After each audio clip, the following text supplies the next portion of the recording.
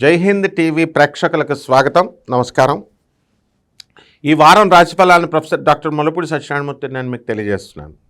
ఈ వారంలో ఉన్నటువంటి గ్రహస్థితులు ఏ విధంగా ఉన్నాయంటే పంచగ్రహ కూటమి ఉంది.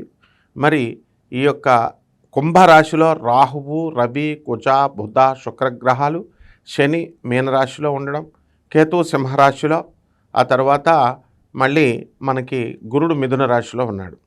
కాబట్టి ఈ రాశిలో ఈ యొక్క గ్రహస్థితులు ఈ రాశుల్లో ఉన్న కారణంగా ఒక్కొక్క రాశి వారికి, ద్వాదశ రాశుల వారికి కూడా ఒక్కొక్క రాశికి ఏ విధంగా ఫలితాలు ఉంటాయో తెలియజేద్దాం. కర్కాటక రాశి, ఈ కర్కాటక రాశి గారి వారికి అందరికీ కూడా వ్యయంలో ఉన్నటువంటి గురుగ్రహ ప్రభావం వలన మీకు ఖర్చు అధికంగా ఉంటుంది. ఆదాయాలు గత వారం కంటే ఎక్కువగా సంపాదించడం అనేటటువంటి జరుగుతాయి.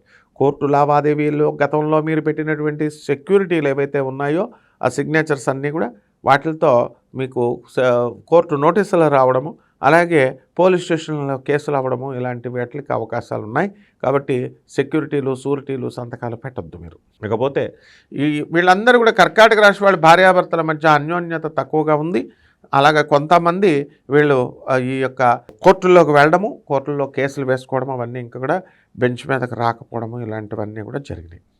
కాబట్టి ఈ రాశి వారికి మనం చేయాల్సినటువంటి అనేకమైనటువంటి పనులు ఉండిపోయినాయి అని చెప్పేటటువంటి సందర్భాలతో వీళ్ళకి కొత్త ఆలోచనలు వస్తాయి. కొత్త స్నేహితులు పరిచయం అవుతూ ఉంటారు. అయితే ఈ కర్కాటక రాశి వారికి అందరికీ కూడా అష్టమంలో ఉన్నటువంటి రాహుగ్రహం వల్ల ఉన్మత్తం అనేటటువంటిది రావడానికి అవకాశాలు ఉంటాయి.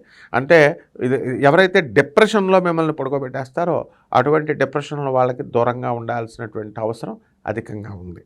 అలాగే ఈ రాశి వారికి అందరికీ కూడా ఉద్యోగాల్లో కొత్త ఉద్యోగాలు రావడం, ఆ ఉద్యోగాల్లో మీ యొక్క ప్రతిభను చూపించి మీరు ప్రమోషన్స్ తెచ్చుకోవడానికి మీ ప్రయత్నాలన్నీ కూడా చేస్తూ ఉంటారు.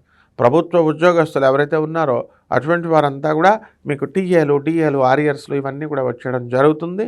కాబట్టి చక్కగా ఈ యొక్క రాశి వారందరూ కూడా ప్రతి పని కూడా కొంచెం ఆలస్యంగా అవుతున్నప్పటికీ కూడా భాగ్యంలో ఉన్నటువంటి శనిగ్రహ ప్రభావం వలన అధికమైనటువంటి స్పీడ్తో మీరు పనులు పూర్తి చేయాలని ప్రయత్నాలు చేస్తూ ఉంటారు.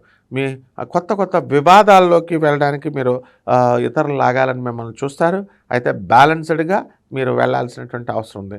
అలాగే భూత ప్రేత బాధలు కూడా మనకు దెయ్యాలు పట్టుకున్నాయేమో అనేటటువంటి అనుమానము, ఎవరన్నా చిల్లంగి చేతబడులు చేశారేమో అనేటటువంటి అనుమానాల్ని ఈ రాహు మనకు కల్పిస్తాడు. కాబట్టి ఎక్కడికి కూడా మీరు భగవద్ ధ్యానం చేసుకుంటే దత్తాత్రేయ స్వామివారిని జాగ్రత్తగా మీరు చేసుకోవాల్సినటువంటి అవసరం ఉంది.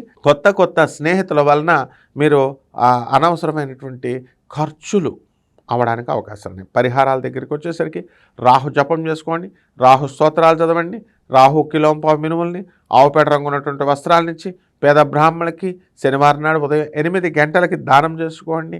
అలాగే దశమహావిద్యలో ఒకటైనటువంటి బగళాముఖి అమ్మవారి యొక్క హోమాన్ని మీ ఇళ్లలో జరిపించుకోవడం ద్వారా బ్రహ్మాండంగా మీకు ఉంటుంది. అలాగే మేడి చెట్టుకు మొదట్లో పూజ చేసుకోవడం, గురుదేవ దత్త అంటూ దత్తాత్రేయ వారి యొక్క స్మరణ చేసుకోవడం, ఇవన్నీ కూడా బ్రహ్మాండంగా ఉంటుంది. శుభమస్తు.